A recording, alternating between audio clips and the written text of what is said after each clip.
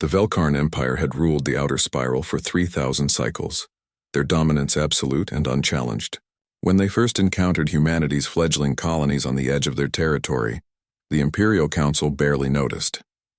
Humans were classified as a Class 7 species, primitive, fractious, barely worth the energy cost of a standard annexation fleet. High Chancellor Thexvar remembered laughing when the humans rejected the Empire's terms of submission. Such arrogance from creatures who had barely mastered faster-than-light travel. The Council had seen this defiance before from 100 conquered species. It always ended the same way. But humans, Thexvar would later reflect in his final moments, were different. The ultimatum was delivered through standard diplomatic channels. Surrender all colonies, submit to imperial governance, or face comprehensive military response. The human ambassador, a scarred woman named Chen with cold, calculating eyes, had simply smiled and said, "We've heard that before. Do your worst." The Empire obliged. The superweapon was called the Stellar Eraser, a moon-sized construct that had taken 2 centuries to build. It channeled the gravitational energy of captured neutron stars, focusing it into a beam capable of igniting a planet's core and tearing it apart from within. It had been used only twice before, once as a test, once as an example.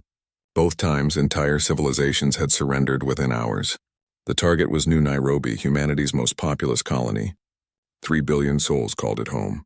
Admiral Koresh herself oversaw the firing sequence, her primary manipulators trembling with anticipation. The beam lanced across 20 light-years in an instant, piercing New Nairobi's crust like tissue paper. The planet convulsed, its tectonic plates fracturing, oceans boiling into steam. Within 6 hours, New Nairobi was a spreading cloud of superheated debris. The Empire waited for humanity's surrender. It never came. Instead, 72 hours later, every Imperial military installation within 50 light-years vanished in synchronized nuclear fire. Not damaged, not crippled, vanished. Bases that had stood for millennia were suddenly expanding clouds of radioactive vapor. Thexvar couldn't comprehend it. The humans had no superweapons. Their largest ships were barely half the size of Imperial frigates. Intelligence reports showed no strategic weapons capable of this devastation.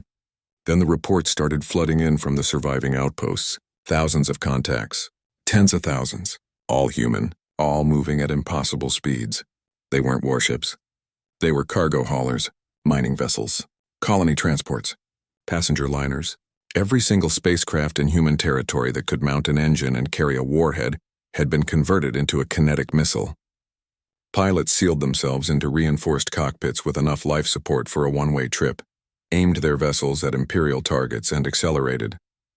At 98% of light speed, a garbage scow carrying fissile material became a planet killer. The Empire scrambled its defense fleets, but human vessels were already everywhere. They didn't travel in formation. They didn't follow military doctrine.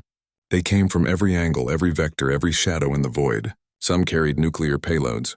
Others were packed with antimatter scavenged from research stations. A few were just solid metal rams moving at relativistic speeds. One mining ship, the Jakarta's Pride, was piloted by a 63-year-old grandmother named Yuki Sato. She broadcast a message as she accelerated toward the Imperial shipyard at Kelthros Prime. "You killed my grandchildren on New Nairobi. This is for them." The shipyard and its 12 defending battlecruisers ceased to exist. The pattern repeated across Imperial space. For every human who died on New Nairobi, a volunteer stepped forward. Miners, teachers, engineers, retired soldiers, teenagers who lied about their age.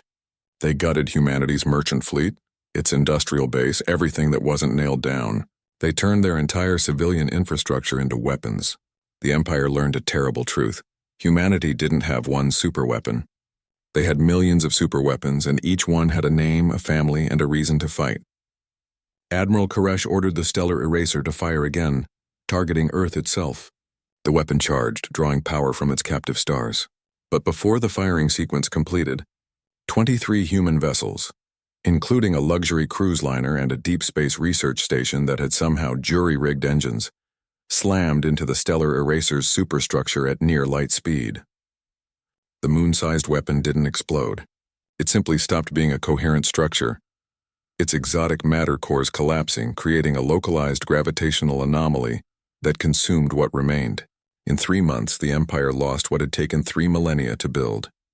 Not because humans had better technology or superior strategy, but because they refused to accept that the war was over. Every human ship that died took an Imperial installation with it. The math was simple and horrifying. Humanity was willing to trade its entire spacefaring population for the Empire's total annihilation. High Chancellor Thexavar stood in the council chambers, listening to reports of Imperial worlds going dark, their defenses overwhelmed by waves of improvised weapons. The other councillors demanded escalation, but Thexavar finally understood. "They're not warriors," he said quietly. "Their spite made manifest." The final human broadcast came from Ambassador Chen, transmitting from a command ship racing toward the Imperial homeworld. Her vessel was a converted hospital ship, its medical bays replaced with fusion warheads. "You could have left us alone," Chen said, her voice carrying across the Ansible network. "You could have traded with us, talked to us, ignored us. Instead, you killed 3 billion of us to prove a point. So here's ours. Humanity doesn't need superweapons.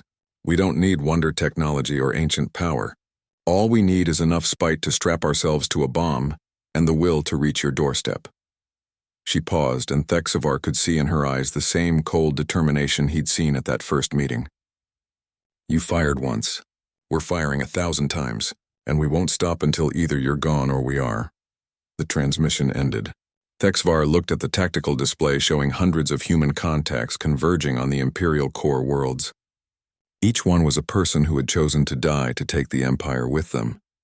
The Empire surrendered 14 hours later, not because they had been defeated militarily, but because they finally understood what humanity was, a species that would burn its own future to ash rather than kneel, and would drag anyone foolish enough to threaten them into the fire alongside them.